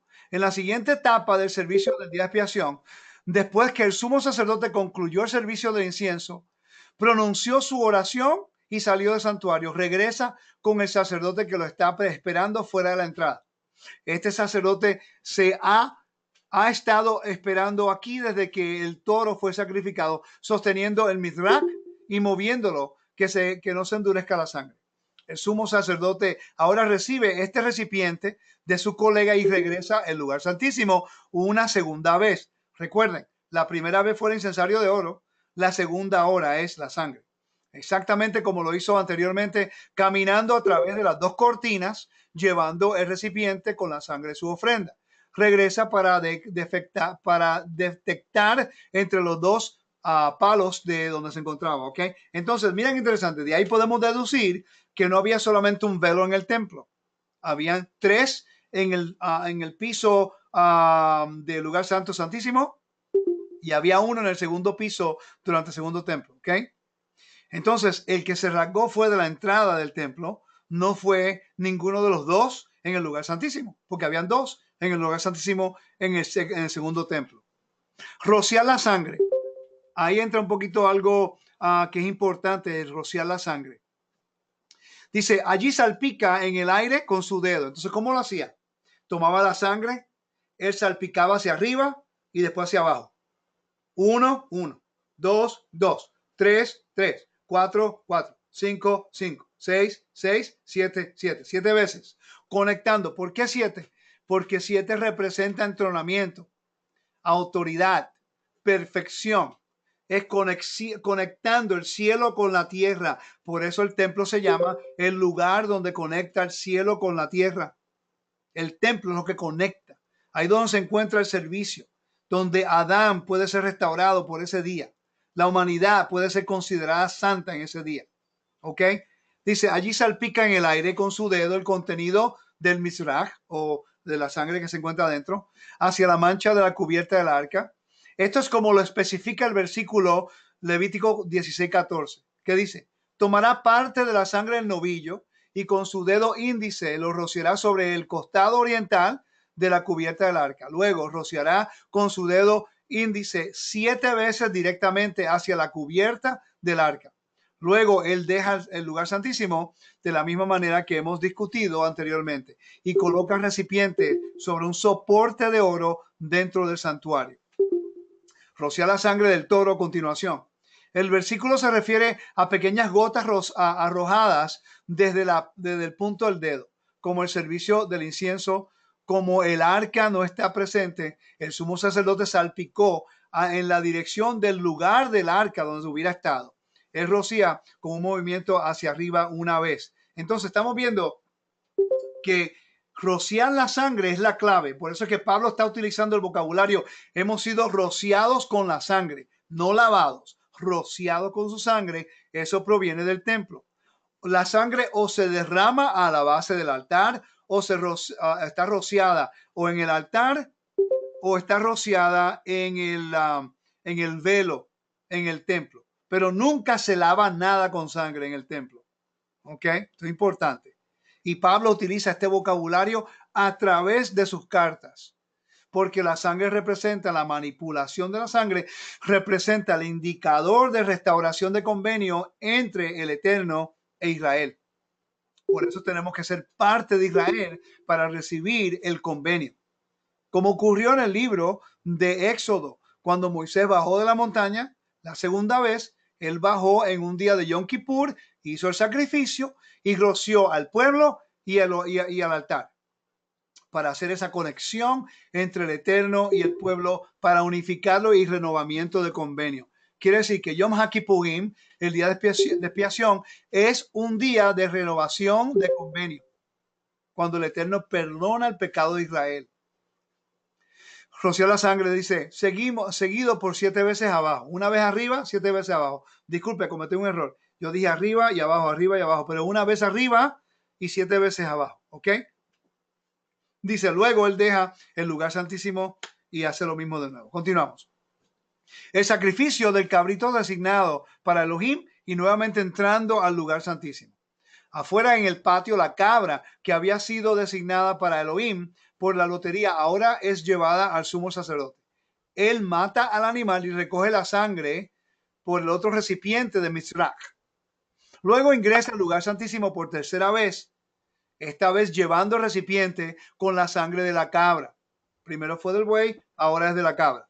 Esta es entra en la cámara exactamente como lo hizo las veces anteriores y nuevamente camina hacia el mismo lugar preciso. Aquí entre los dos palos rocía la sangre como antes y luego sale. Y después coloca la vasija en una segunda base de oro preposicionada dentro del lugar santuario. Okay, la sangre está siempre presente allí. Recuérdese que antes de él entrar y hacer estas cosas, él tenía que cambiar sus vestimentas y volver a entrar, ¿ok? Enjuague contra la cortina. Ahora él va a hacer a rociar la sangre en contra de la cortina. Por cierto, cada año la cortina del lugar santísimo era cambiada. Ellos reemplazaban esa cortina cada año. Era grandísima. Se me olvidó ahora tenía como algunos, lo tenía aquí escrito. A ver si lo consigo rapidito, pero nos dice exactamente lo grande que era la cortina. Y yo lo tenía, pero ahora no recuerdo, pero era grandísima, era sobre 78 pies de alto. No sé cuánto eso es en metros. ¿Ok? Entonces, aquí lo que él hace es lo mismo. Él agarra la sangre, ya que él agarró, roció la sangre dentro del lugar santísimo, ahora él va a rociar la sangre donde se encuentra el velo. ¿Ok? Para hacer expiación. Continuamos. Dice, ahora él va a mezclar los dos juntos. La sangre del toro y la sangre del macho cabrío. Lo mismo que dice Hebreos capítulo 9. Es lo mismo. Finalmente, mientras este está todavía en el santuario, el sumo sacerdote mezcla el contenido de ambos vasos. Vierte el mizrach o el utensilio de oro que contiene la sangre del buey y el de la cabra. Luego vierte a esa vasija llena del buey, de la sangre del buey, para que se mezclen completamente. Todo esto a causa del versículo en Levítico 16-18. Luego saldrá al altar delante de Elohim y hará expiación por él. Tomará parte de la sangre del buey, parte de la sangre de la cabra y coloca la mezcla en los cuernos del altar alrededor. Ahora veremos la porción del servicio en que se refiere este servicio. Están viendo que este servicio no es fácil. Abarca mucho. Estamos leyendo y leyendo y leyendo, pero esto es lo que he tenido que hacer para yo poder entender el libro de Hebreos. ¿Cómo es posible, hermanos, que nosotros podemos hablar y hablar y hablar del libro de Hebreos todo este tiempo, pero nunca hemos considerado el libro de Hebreos en el contexto del día de expiación? No sabíamos cuántas veces entraba el sumo sacerdote al lugar santísimo, qué era lo primero y lo último que introducía, cuántos animales habían para sacrificio ese día, a qué hora comenzaba el servicio. Todas estas cosas importantes, porque entonces, ¿cómo podemos nosotros tener una opinión de un libro que está hablando en referencia a ese día tan sagrado y tan santo y hacer una teología de acuerdo a ese libro de esa forma, sin tener el completo panorama de su contexto? Por eso estamos haciendo el estudio. Dice, ahora él está haciéndole la ofrenda en el altar de incienso con la mezcla de los dos de las dos sangres. No solamente lo tiene que poner en el altar de incienso, pero también en el altar fuera, el gran altar fuera en el alzagá, en el atrio de los sacerdotes. ¿Ok? Dice, el sumo sacerdote ha completado la aspersión dentro del lugar santísimo y dentro del santuario. La Biblia nos instruye que él ahora debe rociar en las esquinas del altar que está delante de Elohim, de la mezcla de ambos vasos. esta expresión se refiere solo al altar de incienso dorado dentro del santuario debido a su proximidad al lugar sagrado. El altar exterior que se encuentra en el atrio nunca se menciona como delante de Elohim. En cuanto a las instrucciones de la Biblia de que ahora debe salir, esto indica que debe salir del lugar donde había estado parado junto a la cortina y servir al lado exterior del altar. El sumo sacerdote camina alrededor del altar de incienso y rocía en cada una de sus 4 esquinas. Después limpia algunos de los carbones en la parte superior y expone parte de la superficie dorada del altar. En esta área, el piso del pequeño altar del incienso rocía 7 veces más, según el versículo. El versículo 19, esparcirá la sangre sobre él 7 veces con el dedo índice, lo que quedaba en el Mizrach cuando concluyó. Es interesante que la sangre siempre estaba presente en ese lugar de la expiación a través del año. Eso no lo limpiaban, se mantenía la sangre así. Por eso es que el libro de Hebreos utiliza que la sangre, que el Mesías, de una vez y por siempre, siempre está presente delante del Eterno. ¿Okay? Eso se saca del templo también. Continuamos. Envío del macho cabrío confesado para todo Israel. Aquí es donde entra, donde el pecado de Israel es llevado fuera del campamento. ¿Ok? Este es el sacrificio que perdona el pecado de Israel. Pascua es para redención. ¿Ok? Pero el pecado de todo Israel es llevado por el macho cabrío para Azazel. ¿Ok? Dice, el sumo sacerdote ahora regresa al lugar donde está esperando el macho expiatorio, frente a la puerta por la cual será llevado al desierto, la puerta del este, la puerta Nicanor, colocando sus 2 manos en la cabeza del animal entre sus cuernos. El sumo sacerdote ahora ofrece su confesión por toda la nación de Israel, como dice la escritura. Y cuando él haya terminado la expiación por el santo lugar y la tienda de reunión y el altar, él presentará el cabrito vivo y Aarón pondrá sus manos sobre la cabeza del chivo vivo y confesará sobre él todas las iniquidades de los hijos de Israel y todas sus iniquidades, transgresiones y todos sus pecados. Y todos sus pecados poniéndolos sobre la cabeza de la cabra. Aquí donde entra el contexto de llevar el pecado de Israel fuera del campamento, que Dios se olvida y nunca se recuerda de ellos. ¿Ok? Dice la confesión. Esto es lo que se oraba por el sumo sacerdote en el día de expiación en el macho cabrío para Azazel, que lo iba a enviar al desierto. Te ruego, Adonai, que concedas expiación por los pecados y por las iniquidades y transgresiones de toda la casa de Israel ha cometido contra ti, como está escrito en la toga de tu siervo Moisés. Porque en este día expiación se hará para ti, para purificarte, esa es la clave, purificarte de todos tus pecados. Antes del Señor serás purificado. Como arriba, la congregación responde con las palabras: bendito sea el nombre de su glorioso reino y por los siglos de los siglos, porque se dijo el nombre sagrado. Entonces, hermanos, si notan esa oración, ahí dice iniquidades, transgresiones y pecado. Avon, pesha, hataat. Recuerden que por los pecados voluntarios de rebelión, solamente el rey puede perdonar. Para eso es el día de expiación. Para perdonar los pecados involuntarios y voluntarios, solamente el rey puede perdonar el pecado, y la sangre del cordero, perdón, la sangre del buey y del macho cabrío en el lugar santísimo restaura la relación. Él perdona por nuestro arrepentimiento y la sangre de esos animales restaura la comunión entre Israel como un pueblo, una entidad, y el Eterno. ¿Ok? No es la muerte, es la sangre lo que causa, porque lo que profana el tabernáculo y el templo son los pecados de Israel. ¿Ok? Entonces, ¿por qué le pone las manos? Para que todo el mundo vea que ese macho cabrío es el designado para ese propósito. Porque ya el tabernáculo, el templo, ya ha sido profanado por el pecado de Israel. Esto es sumamente importante entenderlo. La sangre, la manipulación de esa sangre, porque recuérdate, uno es para el Señor y otro para Azazel. el de Azazel, él no muere en el templo, él muere en el desierto. Pero hay uno exactamente como eso que ha sido presentado en el templo, que está siendo presentado en el templo. Recuérdate, hay dos igual. Uno se va y el otro se queda. La sangre de este que se queda es lo que ratifica el convenio y lo restaura, y aquel se lleva el pecado de Israel. ¿Ok? Continuamos. Ok. Después de confesar por Israel, el sumo sacerdote le da el chivo expiatorio en las manos del individuo que ha sido designado para conducirlo al desierto.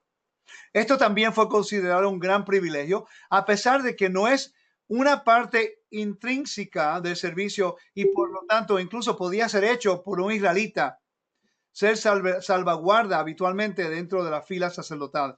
Quiere decir que cualquier persona lo podía llevar. Entonces, Yeshua sí representa la metáfora o la tipología de llevar el pecado. Por eso fue que los romanos representan aquí como el que lo llevó a la muerte. Una tipología, recuérdense, que no tiene que ser un sacerdote que lo lleve. En este caso, podía haber ser una persona que no era un sacerdote llevarlo. ¿Ok? Dice, un puente especial conducía directamente desde el norte, desde la corte del templo a las afueras de la ciudad. Este puente conectaba el complejo del monte del templo con el monte de Anunciación o del monte de los Olivos. En el chivo expiatorio era conducido sobre este puente hacia el desierto. En el camino, un grupo de personas llamados babilonios, pero en realidad identificados como alejandrinos, intentaron llevar el chivo expiatorio. En la Mishnah, Yomá 6:4 describe que fueron una molestia. Tiraron del pelo de la cabra y lloraron, tomaban nuestros pecados que se van con nosotros. Estaban molestando, ¿ok? Ellos agarraban y hacían un montón de cosas. Ya vamos a continuar. Dice, habían 10 estaciones a lo largo de todo el camino entre Jerusalén y el acantilado, el destino del chivo expiatorio, una serie de estaciones de paso se hacía tripulado desde antes del inicio del día de expiación. ¿Por qué? Porque solamente en el día de expiación se puede caminar 2000 codos. Entonces cada estación era cada 2000 codos y una persona nueva lo llevaba. ¿Ok? Así que ya estamos claros con eso. Lo tiraban en un barranco. Sin embargo, los hombres de su última estación no pudieron acompañarlo hasta el acantilado, ya que esta era una distancia mayor y no se permite caminar más de 2000 amot, codos, en cualquier dirección en Shabbat y en fiestas y en feriados. Por lo tanto, se pararon y observaron desde su posición para asegurarse de que el chivo expiatorio fuera enviado de manera prescrita. Cuando muere, al llegar al barranco, el sacerdote saca la lana carmesí que el sumo sacerdote había atado en los cuervos del chivo expiatorio. Él lo divide en dos pedazos, una pieza. Él vuelve a engancharse a los cuernos del animal, a la segunda, a una roca. Esto es para que él también pueda ver cuando el color carmesí se ha vuelto blanco y saber que se ha hecho expiación por los pecados de Israel. Luego empuja a la cabra hacia atrás con dos manos. Es interesante que Yeshua le pusieron unas vestimentas carmesí. Léanlo detalladamente en el Evangelio. Representa también vaca roja, un simbolismo de la vaca roja y también del macho cabrío. ¿Okay? Voy a terminar con lo último aquí, hermanos. Ahora, cuando hacen todo este servicio, y ya casi termino, cuando hacen casi todo ese servicio, ellos leen la Torah. En los atrios de las mujeres en el templo, el sacerdote lee la Torah. Una vez que se han recibido estas noticias, el sumo sacerdote desciende al tribunal de mujeres, al área de las mujeres, y lee en voz alta el libro de Vaikra, de Levítico capítulo 16, la lectura de Yom HaKippurim ante la congregación. Esto se hace con gran ceremonia en las palabras de la Mishnah, Yomá 7:1. El asistente de la sinagoga toma el rollo de la Torá de la sinagoga y se lo da a la cabeza de la sinagoga. Él a su vez se la entrega al sacerdote asistente en manos del sumo sacerdote. Todo esto fue hecho por honor para el sumo sacerdote, por cuenta con un personal tan numeroso. Y cuando se termina de leer la Torá, ellos llevan las cenizas y queman del toro y la cabra. El toro y la cabra presentados como ofrenda por el pecado, cuya sangre fue llevada al santuario para hacer expiación son sacados fuera del campamento. Interesante que el libro de Hebreos capítulo 9, capítulo 10, 13. No, perdón, sí, 10, 13 creo que es. Que fue llevarlos fuera del campamento.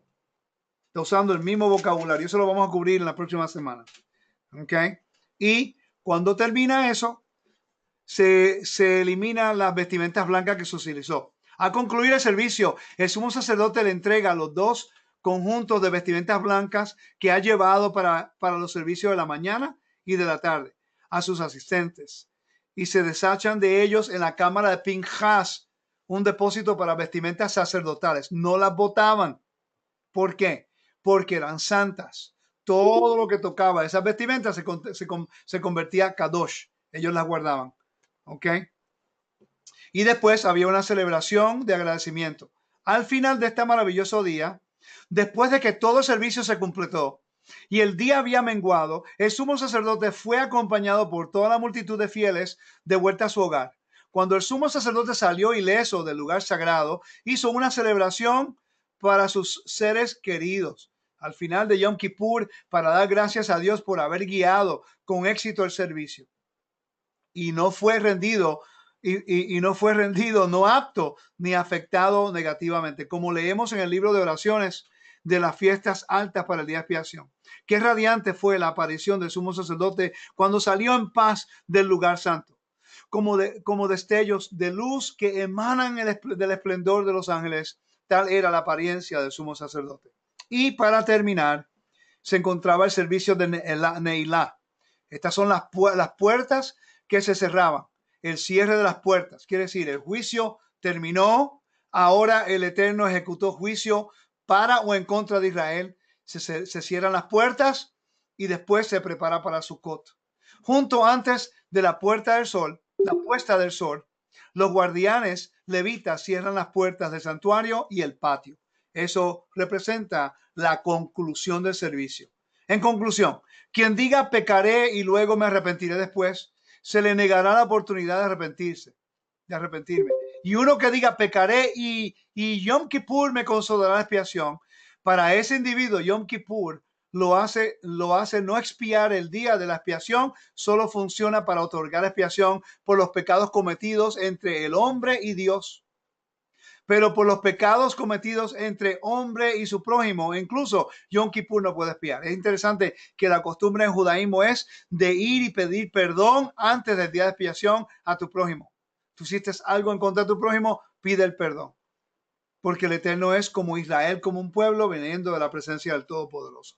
Y terminando, dice el rabino Akiva enseñó, feliz es tu destino, Israel, porque ¿ante quién se purifican y quién los purifica? Tu Padre en el cielo, como dice el versículo Ezequiel 36, 25, rociaré sobre ti aguas puras y serás purificado. Y aquí, hermanos, con esto terminamos la presentación del día de expiación. Y ahora vamos a tomar preguntas para el resto del tiempo que nos queda acá. Gracias por su atención. Shalom a todos.